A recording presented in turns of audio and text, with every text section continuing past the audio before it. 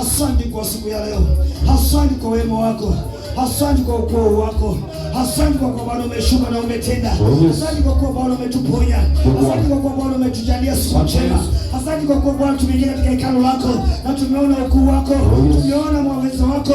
Tumeona uwezo wako. Tumeona uwezo wako. Tumeona uwezo wako. Tumeona nguvu zako. Tumeona nguvu zako. Oh yes. Thank you, Jesus. Yes.